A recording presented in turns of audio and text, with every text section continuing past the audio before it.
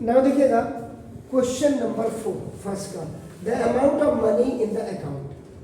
जो अकाउंट में आपका अमाउंट ऑफ मनी है एवरी ईयर, जब ये आपने 10,000 रुपये डिपॉजिट किया था तो कंपाउंड इंटरेस्ट इसमें जो है 8% पर एनम का लग रहा है आपका। इसका मतलब जो पहला अमाउंट था आपका ना, वो आपका कितना था जब आपने डिपॉजिट किया, वो आपका 10,000 था आपका। तो इसका मतलब अब आपको यहाँ पे प्रिंसिपल अमाउंट जो है वो जो फर्स्ट ईयर का है वो आपका कितना मानेंगे आप? फर्स्ट ईयर में हमने 10,000 पेड करना, उसके बाद जब 8% लगा फिर वो हमारे 10,800। यही आप मात खा गए।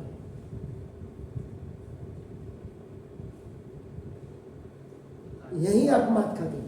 अभी फर्स्ट टर्म आया ही नहीं सर। अभी देखिए ये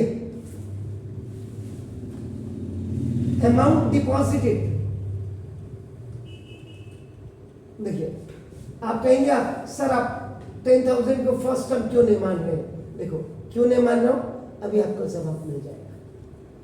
ये 10,000 आपने बैंक में अकाउंट खोला और उसमें आपने ये जमा कर दिया।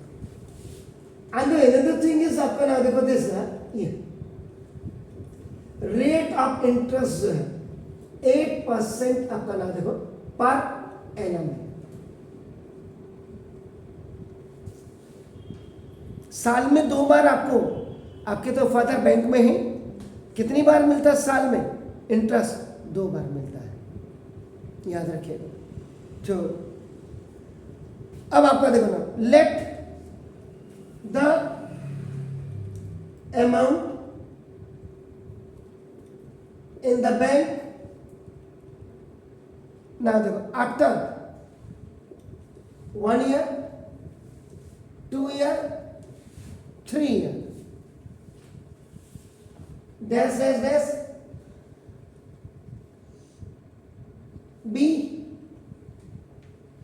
A1 A2 A3 ऐसे लगेगा।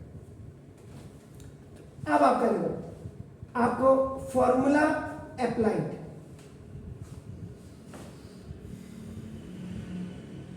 Amount to equal principal into 1 plus R by 100 की power n,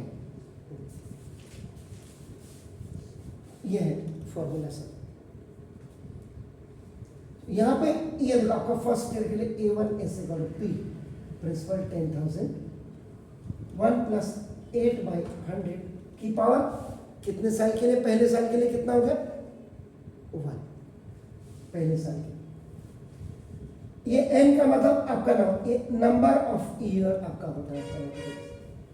a is equal to आपका देखो ना, दिस इज द अमाउंट होता है आपका नाम। p इज इक्वल टू आपका नाम, दिस ये प्रिंसिपल होता है आपका नाम देखो दिस, और r इज इक्वल टू आपका नाम रेट ऑफ इंटरेस्ट होता है। ये जो फॉर्मूला आप देख रहे हैं, this formula is of your compound interest. और जबकि सिंपल इंटरेस्ट का जो फॉर्मूला होता है P into R into T और बाई आपका 100 होता है। ये सिंपल इंटरेस्ट है, ये कंपाउंड इंटरेस्ट का फॉर्मूला है। तो ना देखिए देख लीजिएगा ये, तो ना A1 इज इक्वल टू 10,000 4 2 और आप नहीं काटना चाहते तो भी आप 4 25 से यही है। तो 1 plus 2 by 25, am I right? ठीक है। तो ना A1 इज इक्वल टू 25 हो जाए 27 बाय कितने? 25 4 जा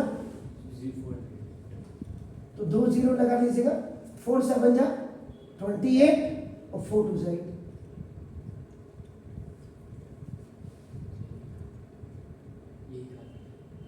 अपने ये आपने इसको A1 माना है जी, अब ये A1 आया सर, आपने इसको A1 बोला था। तो ये A1 आप A लिख सकते हैं, इसको कोई जरूरत है ना। तो ये आपका this is the first term आपका। अब देखिए ना A2 इज इक्वल टू, अब आपका चेंज होते जाएगा, ये फिर वही फॉर्मूला वही लगेगा, P into 1 plus R by 100 की पावर, अब सेकेंड ईयर के लिए आपकी आ जाएगी। तो now A2 is equal to 10,000 1 plus 8 by 100 की power 2, A2 is equal to 10,000 into फिर आपका ना 25, तो 27 बाई 25 का ये स्क्वायर हो गया जनाब। तो ना दो A2 इज इक्वल टू 27 का स्क्वायर कितना होता है सर? 27 की पावर कितनी होती? 2। 27 का स्क्वायर, वाह, इसीलिए बोला था 30 तक क्यूब याद कर लीजिए, 30 तक स्क्वायर याद कर लीजिए, 30 तक मल्टीपल टेबल याद कर लीजिएगा जी। सर 27 का स्क्वायर कितना होता है? सर 7 2 9 है 720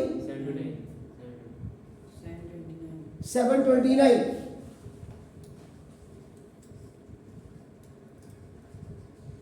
25 400 जा और 25 8 जा तो 16 जा। A2 इज इक्वल 729 को 16 के साथ मल्टीप्लाई करेगा तो 11664 आपका ये आएगा। उसके बाद क्योंकि A3 भी है, क्योंकि 3 तो निकालने पड़ेंगे ना। A3 is equal to 10,000 into 1 plus 8 by 100 की पावर 3, थर्ड ईयर के लिए है। तो नाउ दिस इज ये 10,000 हो गया into 1 plus this is 2 by 25 की power 3। A3 is equal to 10,000 और इंटू 27 बाई 25 की power 3। A3 is equal to 10,000 into 729 और प्लस 27 अपॉन 25 इंटू 625। 625 से इसको जब आप कट करोगे तो मतलब कहने का मतलब ये आपका देखो आपका बहुत ज़्यादा दिक्कत है। 25 से इसको कट किया 400, इससे आपका देखो ये 16 टाइम आपका हो गया। तो A3 is equal 16 into 729 into 27 upon ये आपका 25। तो अप्रोक्सीमेट यहीं से पता लग रहा है, ये डेसिमल में आएगा आपका ना, देखो दशमलव। तो ये आपका आ रहा है A3 is equal rupees 12,009 approximate 597.12। ये देखिए इसका मतलब अब आपका देखो AP आप करिए first term, second term, third term. तो now AP is equal to rupees सबसे पहले दैट वाज 10,800, देन आपका देखो रुपीज आपका the next one amount was आपका नाउ कितना था 11,664 and the next amount was आपका नाउ देखो रुपीज 12,597.12 है। तो इसको अप्रोक्सीमेट आप इसको इतना ही ले सकते हैं। तो देखिए अब इसको यहाँ ब्लॉक नहीं करेगा तो ये भी आपका इनफाइनाइट आपका नाम AP बन करके हो गया। तो नाउ देखिएगा common difference D is equal to आपका second term minus first term 11,664 minus 10। तो ना ये आपका 64 तो ये आ ही गया और 16 में से 8 गया, चेक कर लीजिए आप। तो यही आ रहा है। इसके बाद अगेन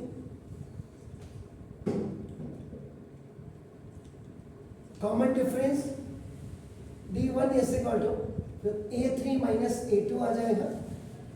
अगर आप इसको 12,597.12 माइनस 11,664 इसमें से इसको जरा माइनस करिए तो कितना आ रहा है